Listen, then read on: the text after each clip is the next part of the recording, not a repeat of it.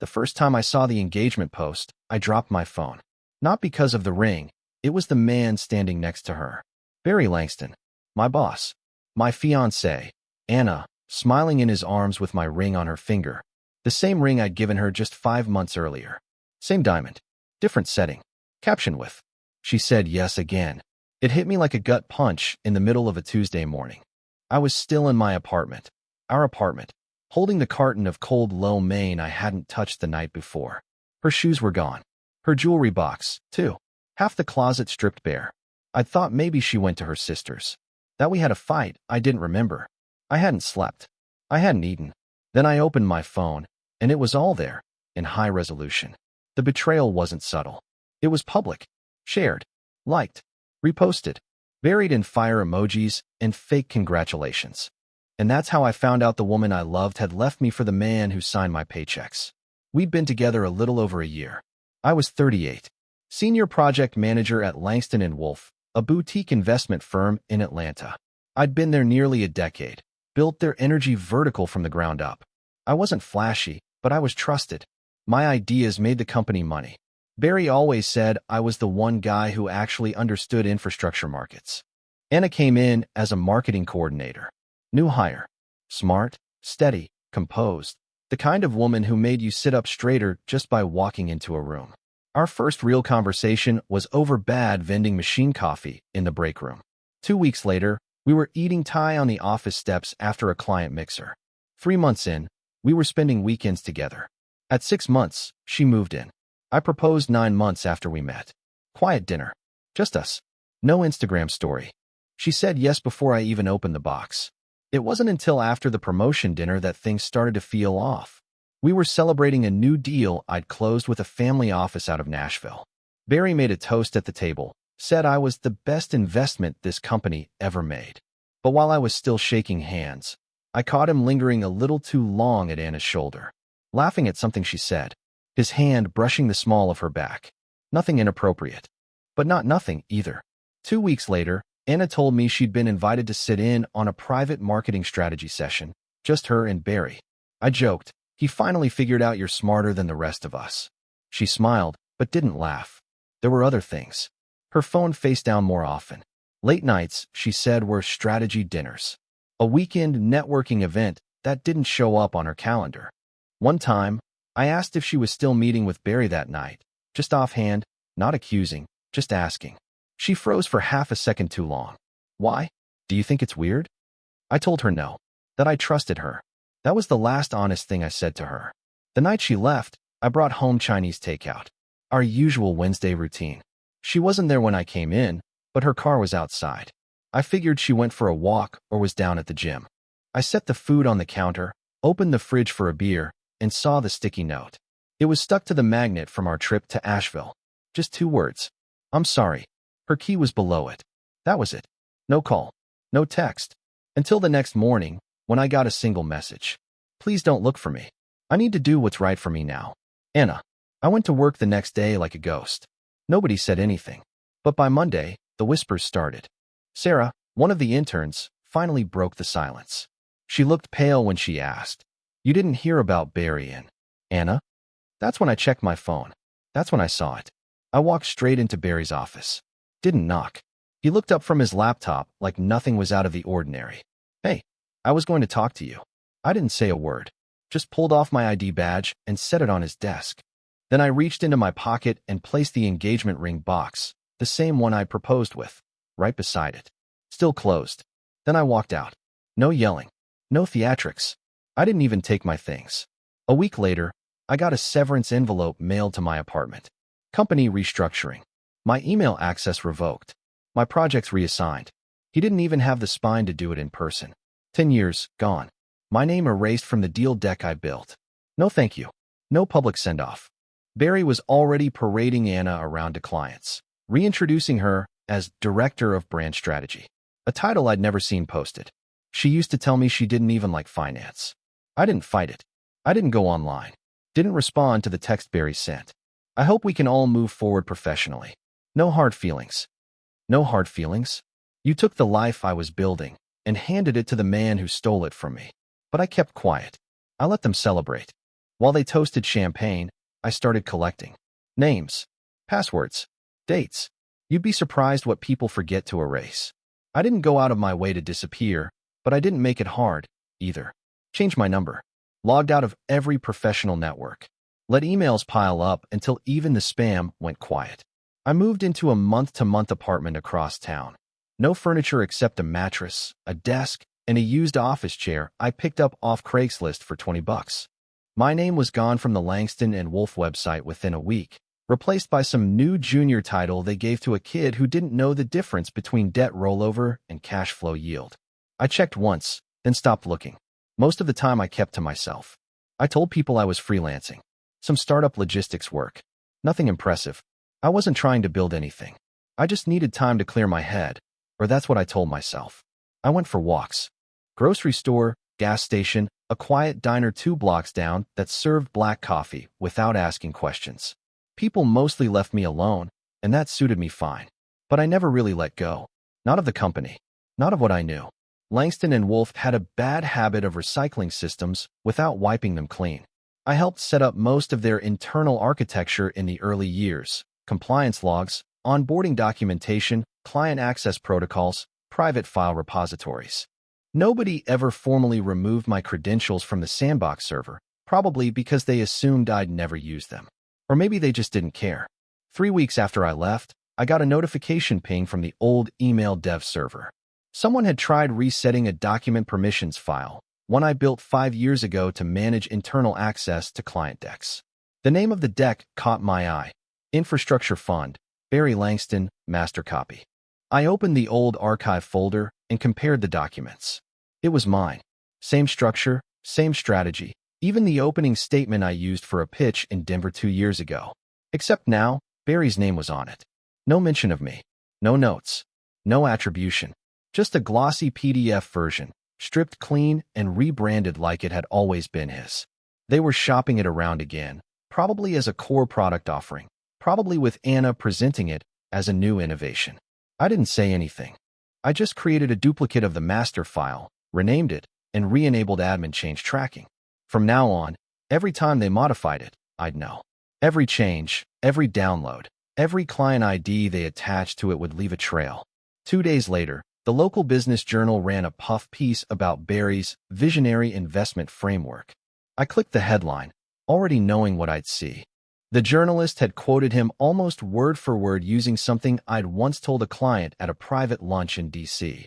An analogy I came up with off the cuff, something about predictable decay curves in energy infrastructure. It wasn't something anyone else would say unless they'd heard me say it first. He called it his signature thesis. That was the first time I laughed in weeks. It wasn't just theft anymore. It was a performance. Anna, for her part, played it perfectly. I found clips of her speaking at a recent conference panel, talking about brand innovation and strategic transformation. She credited a unique culture of leadership and partnership for the firm's success. She even told a story during the Q&A about late nights at the whiteboard, building out the infrastructure fund from scratch. Said she and Barry had pushed each other to innovate in a way that couldn't have happened otherwise. I watched that clip twice. Then I pulled up the old planning files, notes from the nights she was home by 9, while I was the one scribbling across spreadsheets until 2 in the morning. I remember showing her the original projections for the fund. She said they gave her a headache. That was her entire contribution. So when the email invitation to their engagement party came in, I wasn't surprised. It was designed like a corporate gala, 1 part celebration, 1 part investor showcase. Attached was a QR code that linked to an RSVP page, and buried in the metadata was something odd: a file path. It didn't look intentional. Some web manager had embedded a calendar sync from the internal server by mistake. I followed the path. It gave me access to a shared folder of planning documents. Nothing critical, but enough to see who was invited, who wasn't, and what they planned to announce. There was a note at the top of one agenda item: Anna Langston, Chair, Infrastructure Growth Board. I stared at that line for a while. Chair. That was the seat Barry promised me 3 years ago, back when I had brokered a long-term asset transition deal that brought in nearly 8 figures in client equity. He said I'd earned it twice over, and it was just a matter of timing. It was the only real title I'd ever asked for. Now it belonged to her. By September, I knew almost everything I needed to know. I knew which clients were tied to which documents. I knew how many of my old models they were still using, unmodified, uncredited. I knew which files had been pulled for the SEC audit prep package and which hadn't. I knew who signed off on what and when they signed it. Some of those dates didn't make sense. Some numbers didn't match prior versions. That was enough to keep me digging. But I didn't tell anyone. I smiled when I saw people in the grocery store. I gave polite nods when I ran into old contacts at the gym. When a recruiter reached out about a potential placement at a mid-tier fund in North Carolina, I said I was taking time off to focus on health. When an old coworker texted me, saying he missed our late-night war room sessions and wanted to grab lunch, I said, "Let's catch up next month." I let everyone think I was still healing. I let Barry and Anna think I was gone. But I wasn't gone. I was reading, watching, waiting. Because the cracks weren't in the company. They were in the records. The ones they never changed. The ones still tied to my name. It started with a glitch during Barry's live appearance on Market Edge Weekly, one of those mid-tier finance shows that plays in every investor's waiting room. He was supposed to be promoting their vision-forward strategy ahead of the engagement party. I was watching live. The host lobbed him a softball question about their new infrastructure positioning. Barry started his usual rehearsed spiel, but halfway through, he paused. His voice caught, mid-sentence, and he blinked like he'd lost his place. The host tried to fill the gap, but Barry just sat there, smiling too hard, gripping the armrest of his chair. Then he cleared his throat, pivoted to high-level growth strategy, and completely dropped the topic. It wasn't technical difficulty. It was panic. And it wasn't the last time. 2 days later, one of their junior analysts made a post on Reddit, anonymous, buried in a finance thread. It said, "Senior execs at a mid-size Atlanta firm are covering for some cooked models in their infrastructure portfolio. I saw numbers pulled directly from another author's original deck. They're trying to slide it through audit. Ask me how I know." The post didn't mention names, but I knew exactly what it was about. And more importantly, I knew who probably saw it. That same week, Devereaux Global removed Langston & Wolf from their preferred vendor list, quietly, without press. But then they did something louder. They issued a memo to their portfolio companies urging a cautious approach to firms engaged in high-growth infrastructure products with recent leadership changes. They didn't have to name Barry or Anna. Everyone in that circle could do the math. Internally, the pressure must have been building, because the cracks started showing in public. Anna was featured on a live stream panel about women in finance leadership. She looked polished, poised. But midway through, when the moderator asked her about the success of the infrastructure fund, Anna stiffened. Her jaw tightened. Then she interrupted the moderator, not corrected, interrupted, and said, "That's actually a legacy product that's being phased out. I'd rather not focus on that." It was the only time any of them had tried to distance themselves from the fund. And that's when the email slip happened.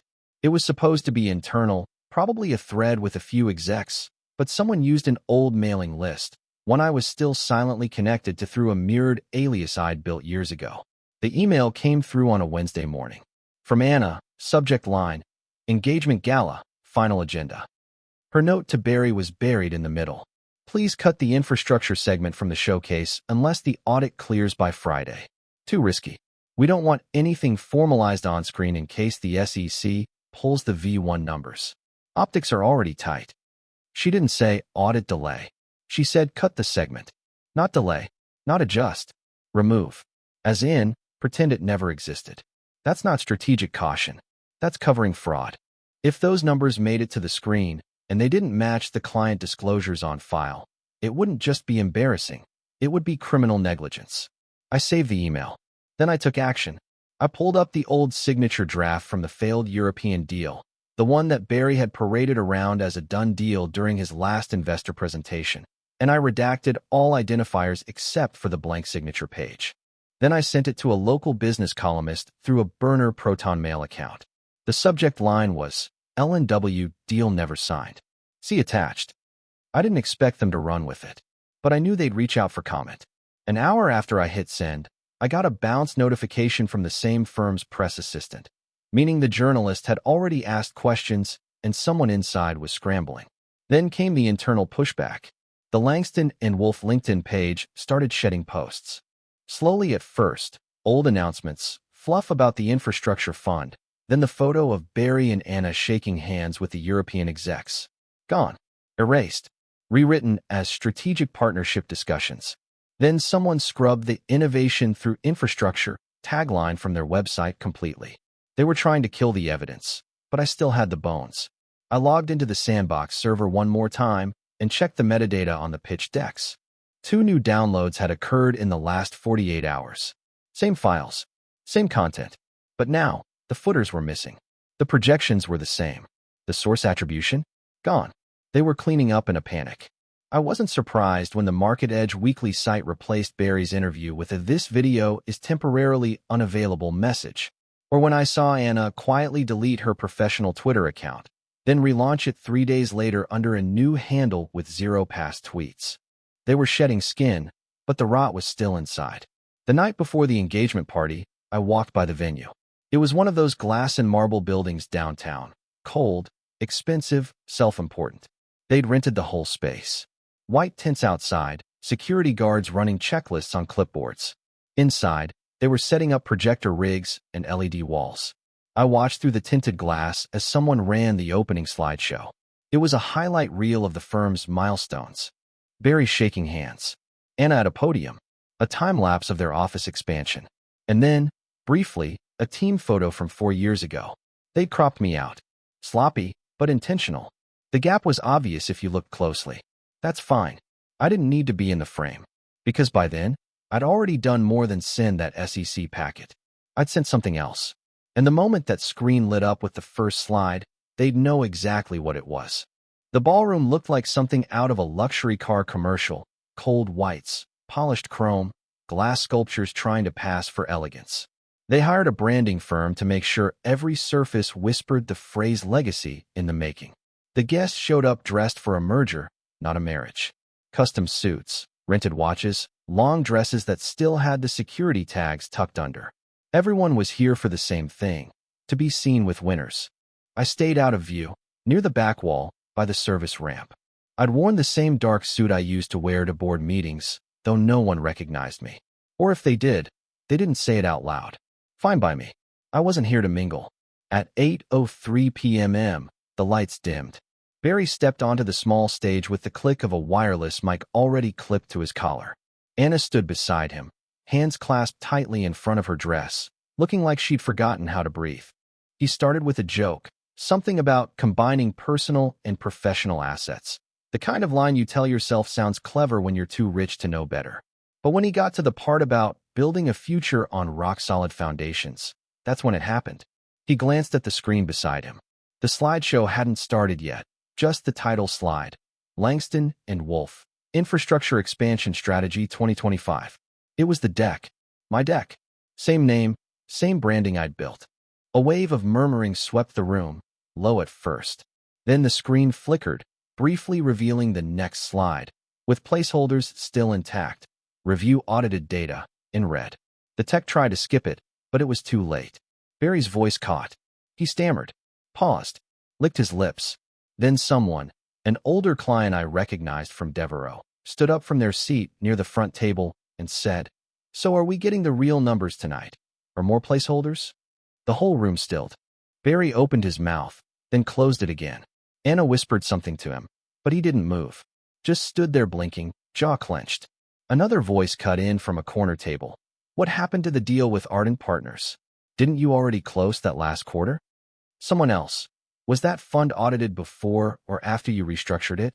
He looked small, all of a sudden, like the room had gotten taller, like he could feel the center of gravity shift beneath him.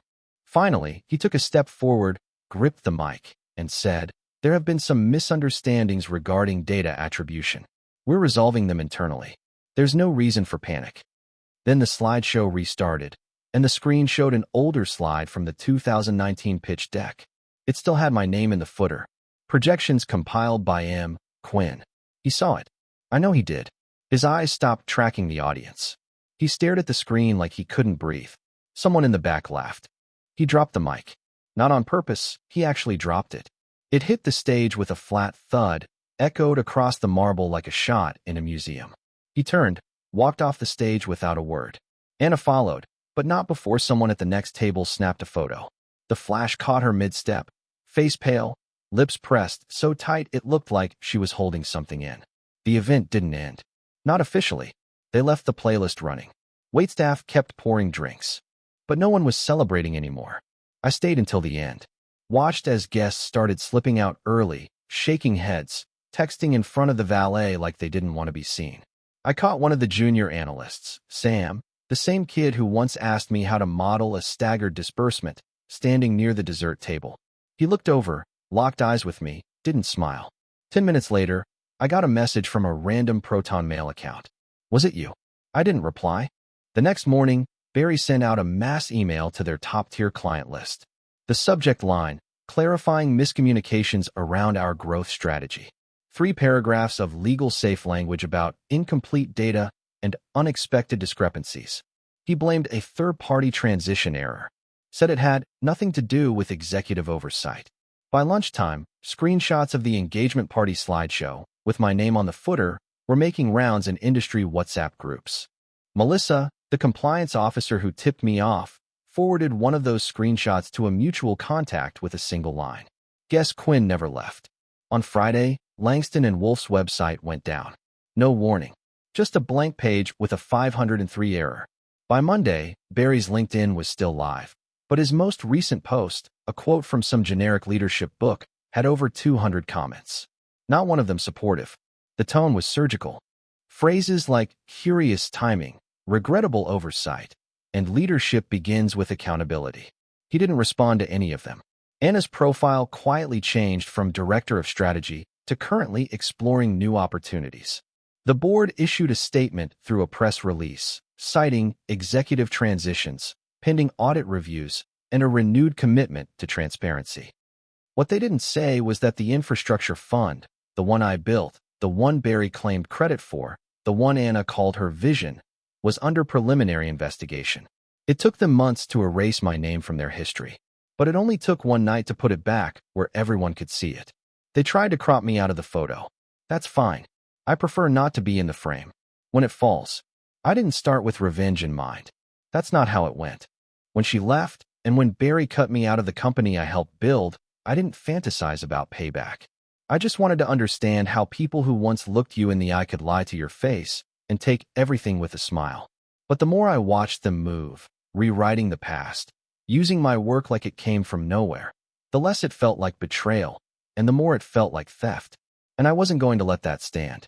They thought I vanished, that I'd folded, disappeared, maybe started over. But I hadn't started over. I'd started watching. Quietly. Patiently. I didn't just keep the documents. I cataloged every pitch deck, projection, and strategy they repackaged and sold. I traced the language, the numbers, the model logic, all mine, and I tracked how they modified them to hide their trail. Not smartly, not legally, and definitely not cleanly. It wasn't just plagiarism. It was misrepresentation of financials. That meant risk. Real risk. Not just to their image, but to the firm itself. So I sent the packet. Not with my name. I didn't need credit. I just needed it to land. And I made sure it did, on the desks of regulators, a few careful journalists, and 1 or 2 clients with enough weight to ask dangerous questions. But that was only part of it. The rest of it was personal. The deck they used at the engagement party, the one Barry planned to present like it was his creation, I swapped it.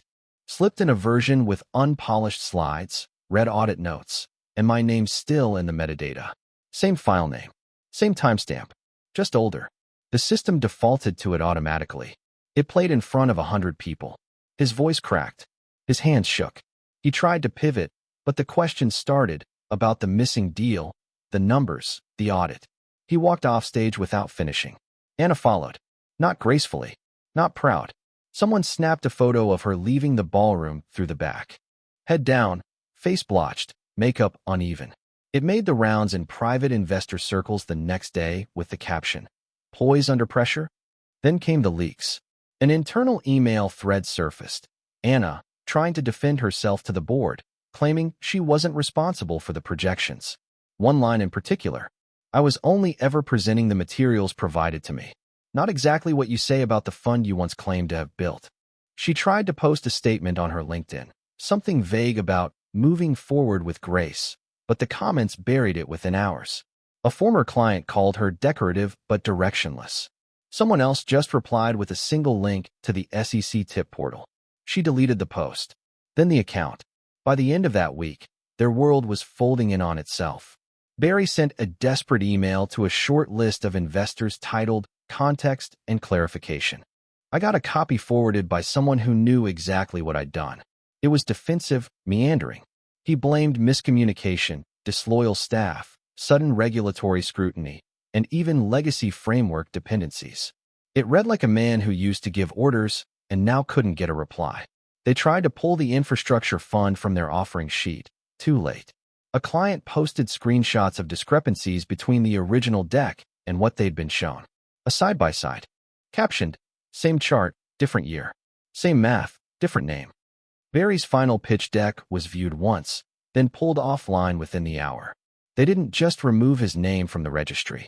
They replaced it with a 404 error. Anna's company bio used to say visionary. Now it just says formerly. Langston and Wolf didn't implode overnight, but the bleeding never stopped. The board put out a statement about internal restructuring and executive transitions. Everyone knew what it meant. Their brand, built on certainty and control, was now shorthand for mismanaged success. The firm was quietly absorbed by a competitor whose name used to be on our B list. There was no press release, no announcement. Just one day, the website stopped loading. That was when I got the letter. The SEC confirmed they were pursuing civil penalties based on the materials I'd provided. The investigation was ongoing, but I qualified for a compensation percentage. The number made me blink. It wasn't about revenge. It was about balance. And that day, for the first time in a long time, things finally balanced. I sat with the letter for a while, then filed it. No toast, no gloating, just a quiet room and the sound of something settling back into place. A few days later, I got a message from the junior analyst, Sam, the one who saw me at the party. He wrote, "You took the whole house down with a paper cut." I didn't respond, because I wasn't done. I'd already started drafting something new, quietly, from the ground up. This time, with no borrowed names, no shared credits, no seat at someone else's table, just mine.